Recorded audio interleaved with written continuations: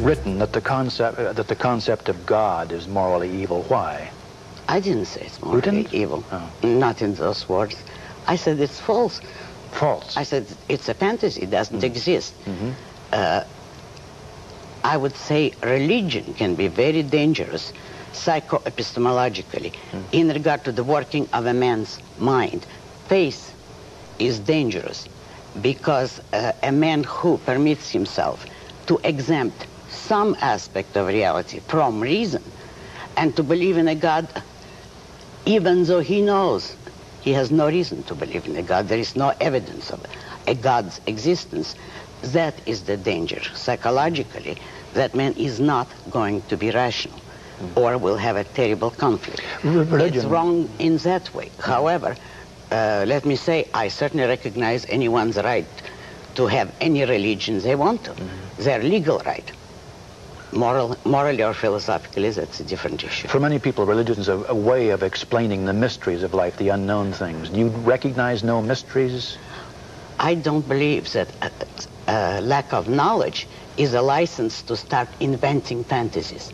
Man certainly is not omniscient, and I believe he should stay within that which he knows, act on his knowledge, and constantly try to expand his knowledge.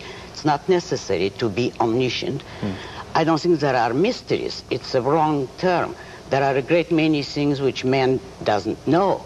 And that's what the progress of science's knowledge is for, to learn more and more, but not to invent explanation for what you do not know. Mr. Rand, you're an atheist. Were you always an atheist? Did you grow up with religious training at all? Or? No, I had practically no religious training. My parents were formally had a religion, but fortunately didn't impose it on me in any serious way.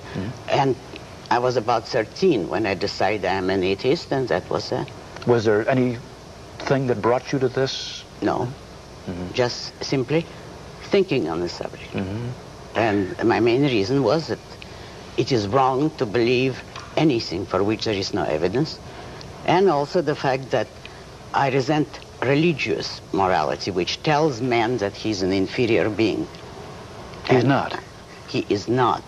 As far as he knows, he's the highest creation in civilization, or the highest being. And the idea of accepting on faith some ineffable being who is superior to you in every way, even though you cannot aspire to that perfection, that is just a formula for psychological inferiority complex, for self-abasement, and I saw no reason for men to accept it. Of course, religion is used by some people as a way of facing the idea of the inevitability of death. How do you feel about that as an objectivist? That is, how do you feel about death? Is it? It doesn't concern me in the least, because I won't be here to know it. Don't you see that death, the worst thing about death, and what I regard as the worst human tragedy, is to lose someone you love. That is terribly hard. But your own death, if you're finished, you're finished. My purpose is not to worry about death, but to live life here on earth and now. Do you find joy in that life? Oh, yes. Very much so. What are the sources of joy? Achievement? Achievement. And romantic love, my husband. Those are the two great values in life. Career and romantic love.